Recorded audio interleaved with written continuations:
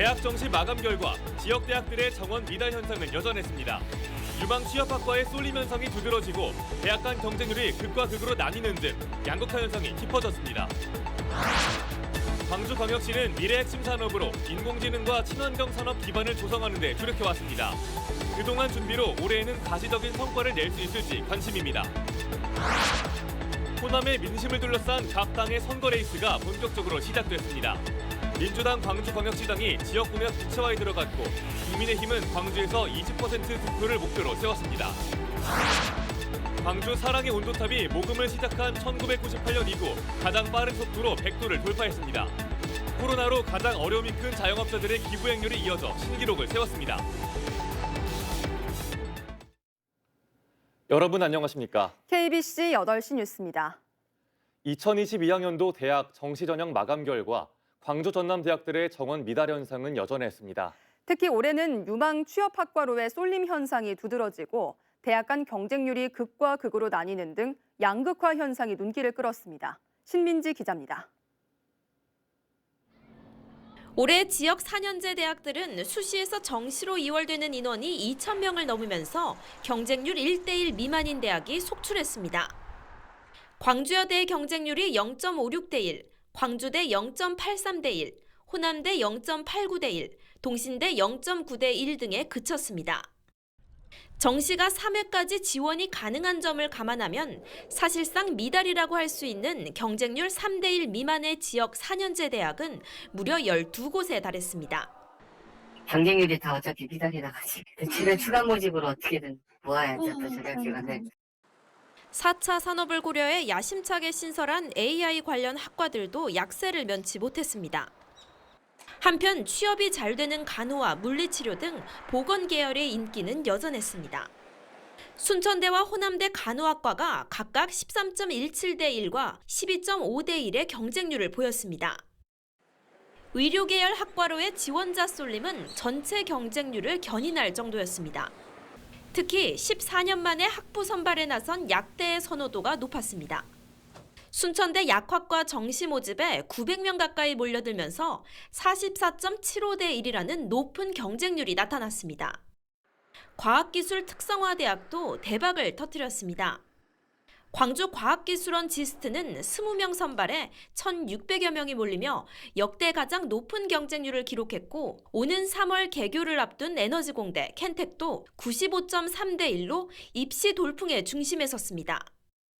정시 모집 원서 접수 마감 결과는 대학 내 학과 간 그리고 대학 간의 경쟁률 양극화 현상을 극명하게 보여줬습니다. KBC 신민지입니다.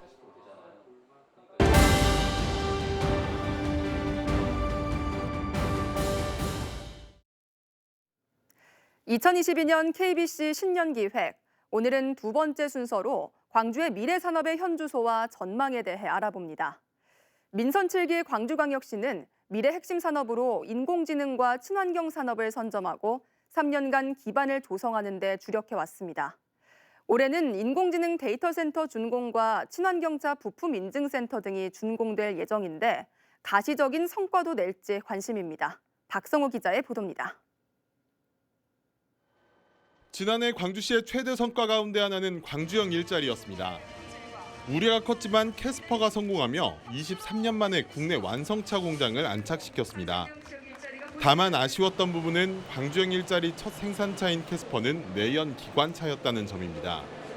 자동차 산업의 패러다임이 내연 기관에서 친환경차로 변하고 있는 만큼 GGM의 친환경차 생산체제 전환은 올해의 핵심 과제가 될 전망입니다. 지난해 친환경차 부품 클러스터를 조성한 데 이어 올해 전국 유일 친환경 자동차 부품 인증센터도 문을 열 예정이어서 기반은 갖춘 상태입니다. GGM 자동차 공장의 전기차 생산 준비가 본격화되고 내연기관 중심으로 운영됐던 부품 업체들도 전기차와 자율주행차 등 미래차 기술과 시스템을 적극 도입할 것입니다. 광주시의 민선 7기의 핵심 시책이었던 인공지능 산업도 올해 가시적인 성과를 낼지 관심입니다. 지난해 11월 착공에 들어간 핵심 시설 국가인공지능 데이터센터는 올해 말 완공 예정입니다. 이에 맞춰 데이터센터 운영사인 NHN이 올해 인력 채용에 나설 예정이며 광주시와 업무 협약을 맺은 133개 기업의 이주도 올해 본격적으로 이어질 전망입니다. 일자리가 늘어날 수 있을 걸로 판단하고 있거든요. 작년에 이제 133개 기업이 업무 협약을 했고 거기서 이제 실질적인 생태계가 구축이 됐기 때문에 올해부터는 본격적으로 인력 채용이 이루어집니다. 4차 산업혁명 시대, 인공지능과 친환경차 산업을 선점하며 미래 100년 먹거리를 꿈꿨던 광주시의 도전이 올해 성과를 낼 수 있을지 주목됩니다. KBC 박송호입니다. 영광의 한 군부대에서 발생한 코로나19 집단 감염이 오미크론으로 확인됐습니다. 군인과 가족 등 14명의 감염자에 대한 정밀 검사에서 오미크론이 확인됐는데 자가격리 91명에 31명이 밀접 접촉자로 관리되고 있어 확진자는 더 늘어날 것으로 보입니다. 전남은 한평과 신안에 이어 영광에서도 오미크론이 확인돼 72명으로 늘었고 광주에서도 오미크론 감염으로 90대 여성 2명이 사망하는 등 최근 일주일 사이 110명의 감염자가 추가됐습니다. 한편 오늘 광주는 60명, 전남은 40명이 추가 확진됐습니다. 새해 첫 주부터 호남의 민심을 둘러싼 각 당의 선거 레이스가 본격적으로 시작됐습니다. 민주당 광주광역시당이 선거사무소 개소식과 함께 지역 공약 구체화에 들어갔고 국민의힘은 광주에서 20% 득표를 목표로 선대위 체제 강화에 나섰습니다. 이형길 기자입니다. 민주당 광주시당이 광주 지역 대선을 책임질 선거사무소 개소식을 가졌습니다. 친환경을 기반으로 사무실을 꾸리고 앞서 임명된 청년 선대위원장단도 본격적인 활동에 들어간다는 계획입니다. 선대위 특보단장을 중심으로 지역 공약 개발에도 들어갔습니다. 노무현 전 대통령의 아시아문화전당, 문재인 대통령의 한전공대에 이은 핵심적인 지역 미래 공약을 조만간 발표한다는 계획입니다. 호남의 정책 비전을 제안하고 호남의 정책 비전을 통해서 정권 재창출의 동력을 만들어보는 일을 하고 싶습니다. 국민의힘 광주 선대위도 국립 5.18 민주묘지를 참배하며 대선 체제 정비에 들어갔습니다. 호남에서 20% 득표를 기반으로 정권 교체를 다짐했습니다. 특히 광주를 AI 미래 산업의 중심지가 되게 하겠다며 호남 홀대론이 더 이상 나오지 않게 하겠다고 다시 한번 강조했습니다. 정권 교체를 이뤄내서 우리 호남에서도 정치 구도에서 꼭 경쟁 체제가 정착될 수 있도록 하겠습니다. 정의당은 광주와 전남 선대위 구성을 마쳤고 이달 내로 출범식을 연다는 계획입니다. 각 당 선거 캠프가 호남에서의 조직 구성을 마치고 본격적인 선거 운동을 예고한 가운데 지역의 미래 산업을 챙기겠다는 후보들이 어떤 구체화된 공약을 내놓을지 관심이 모아지고 있습니다. KBC 이영길입니다.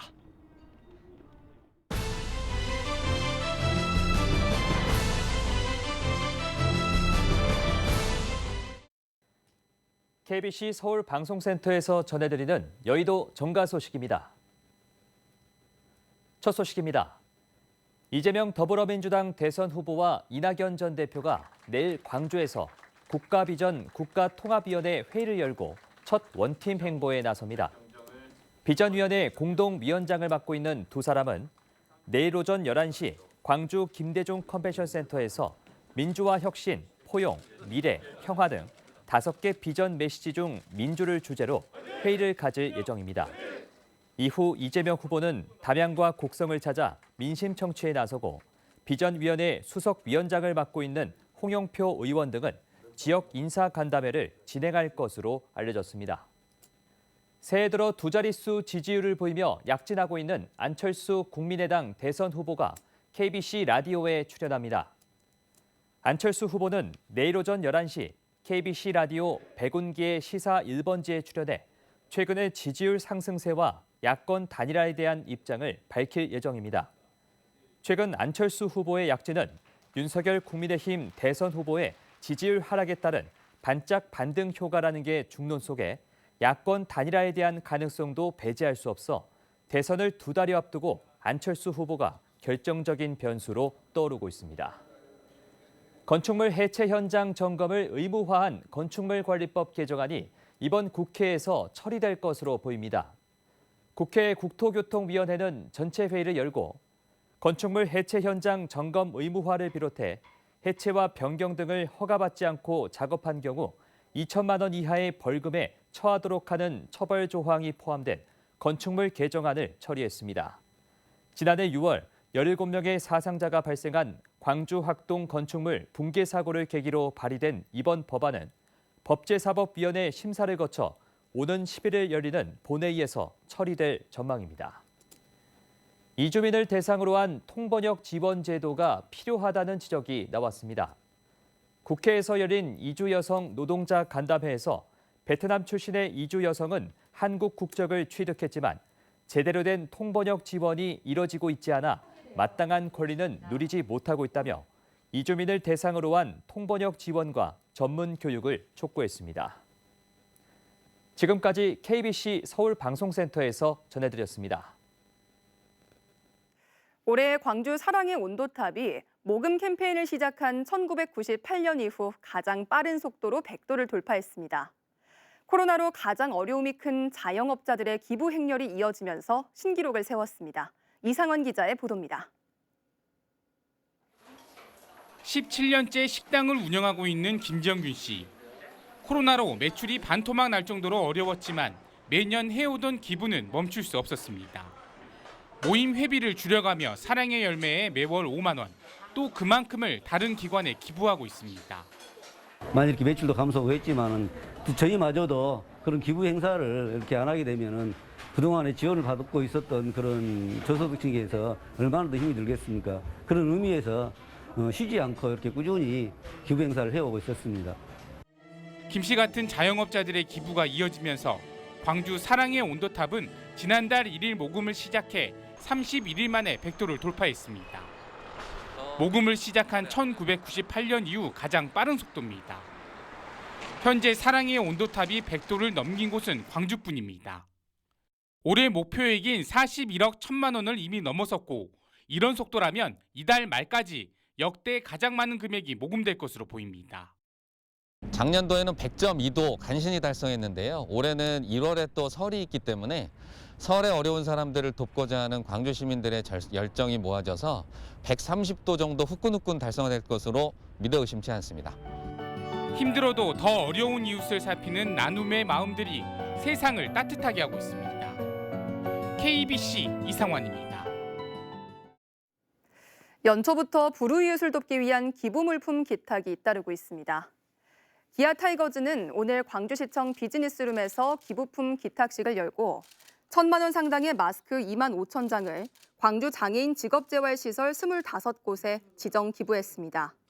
평동산단 입주업체인 유한회사 스마트21도 1,000원 밥상으로 소외된 이웃을 돕는 대인시장 해뜨는 식당과 5개 구청 자원봉사센터에 20kg 쌀 100포를 전달했습니다. 여수의 한 30대 임신부가 구급차에서 여자아이를 출산해 화제입니다.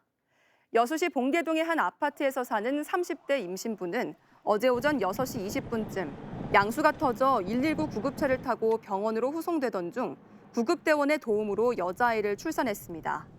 산모와 아이는 모두 건강한 상태인 것으로 알려졌는데 지역사회에서는 침착하게 임신부의 분만을 유도한 구급대원을 칭찬하는 목소리가 이어지고 있습니다. 초등학교 1학년생에게 점심시간 동안 명심보감을 필사시킨 논란에 대해 경찰이 아동학대 혐의 파악에 나섰습니다. 광주 남부경찰서는 해당 학교 교사를 아동학대 혐의로 처벌해달라는 시민단체의 고발장이 접수됨에 따라 아동보호기관은 물론 관할 구청 등과 함께 피해 학생 면담을 진행하고 학대 정황이 드러날 경우 광주경찰청에 사건을 이관할 계획입니다. 광주의 한 사립초등학교 교사가 1학년 학생에게 일기를 안 쓰고 준비물을 빠뜨린 벌로 점심시간 동안 명심보감 필사를 시켜 논란이 일자 학교 측은 교사가 학생의 학습 습관을 바로잡는 과정에서 벌어진 오해라는 입장문을 냈습니다.